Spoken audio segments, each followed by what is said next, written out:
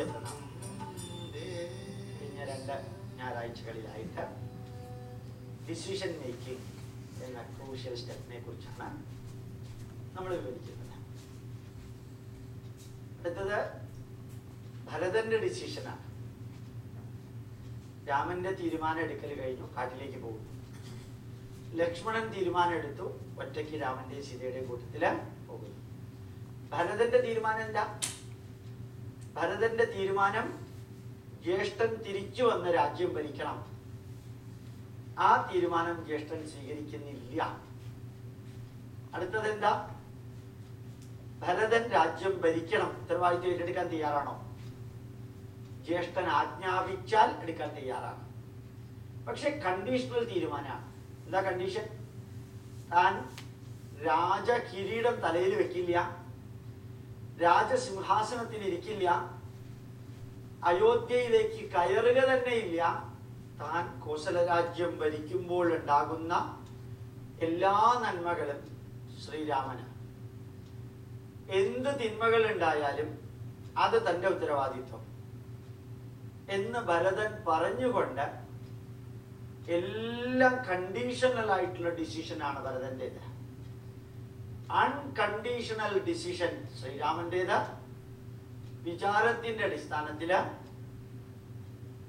ഏതാണ്ട് unconditional decision ലക്ഷ്മണന്റേത്.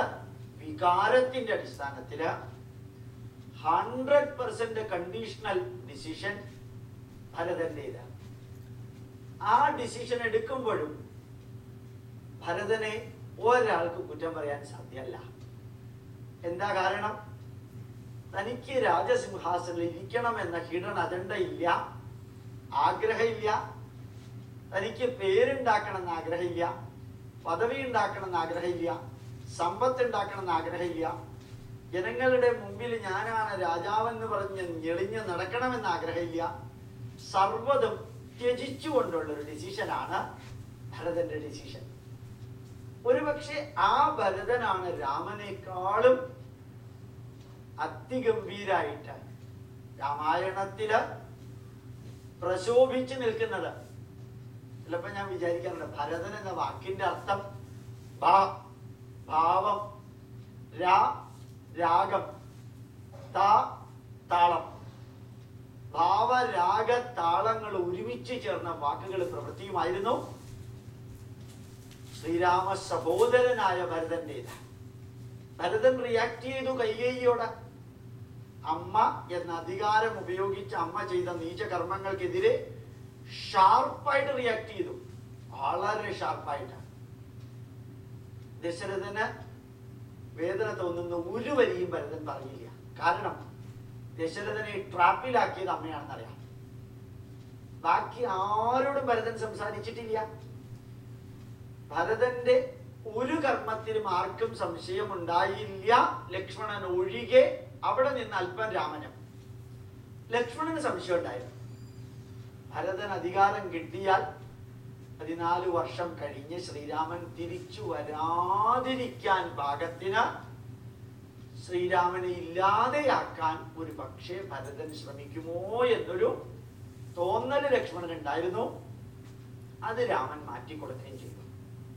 അപ്പൊ യഥാർത്ഥത്തില് കണ്ടീഷണൽ ഡിസിഷൻ എടുക്കുന്ന മാനേജർമാർക്കും ചെയർമാൻമാർക്കും ലീഡർമാർക്കും ഭരതന്റെ ഹിഡൻ അജണ്ട ഇല്ലാത്ത ഡിസിഷൻ അതിനകത്ത് വിമർശിക്കാനോ കുറ്റം ആരോപിക്കാനോ ഉള്ള ഒന്നും ഉണ്ടായിട്ടില്ല.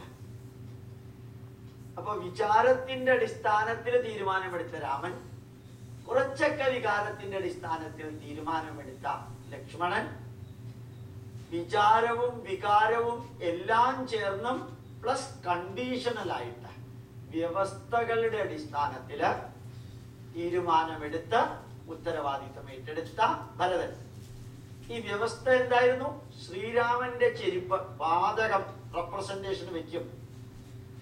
അദ്ദേഹം തിരിച്ചു വരുന്ന ദിവസം ഈ ഭാരം അങ്ങോട്ട് ഏൽപ്പിക്കും. താൻ അവര് ജ്യേഷ്ഠന്മാരെ എങ്ങനെയാണോ മരവുരി ഉടുത്ത് അല്ലെങ്കിൽ ചെങ്കോലെടുത്ത് പോകുന്നത്, ആ മരവുരി ഉടുത്ത ജ്യേഷ്ഠൻ, മരവുരി ഉടുത്ത അനിയൻ, മരവുരി കൊടുത്ത ജ്യേഷ്ഠത്തി അവർക്ക് തുല്യമായി സിമ്പിൾ ഡ്രസ്, രാജകീയ പ്രൗഢി ഒന്നുമില്ലാത്ത ഒന്നിലാണ് അടുത്ത 14 വർഷക്കാലം രാജ്യം ഭരിക്കാൻ പോകുന്നത്.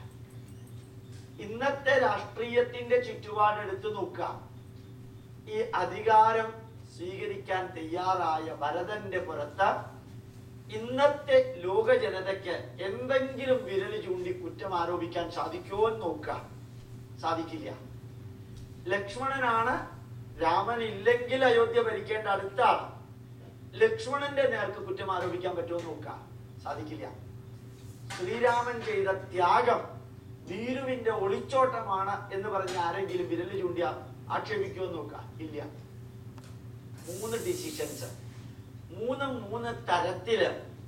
പക്ഷെ 3ലും ഒരാൾക്കും, ലെഫ്റ്റിസ്റ്റിനും റൈറ്റിസ്റ്റിനും മിഡിൽ ഈസ്റ്റിനും, ഇടതുപക്ഷക്കാരനും വലതുപക്ഷക്കാരനും മധ്യപക്ഷക്കാരനും, രാമായണത്തെ ഇഷ്ടപ്പെടുന്നവരും വെറുക്കുന്നവരും വായിച്ചവരും വായിക്കാത്തവർക്കും, ഈ 3 പേരുടെ ഡിസിഷനിലും അല്പം പോലും നെഗറ്റീവ് കണ്ടെത്താൻ സാധ്യമല്ല. കാരണം ഒന്ന് മാത്രം, 3 പേർക്കും ഹിഡൻ അജണ്ട ഒന്നും ഉണ്ടായിരുന്നില്ല.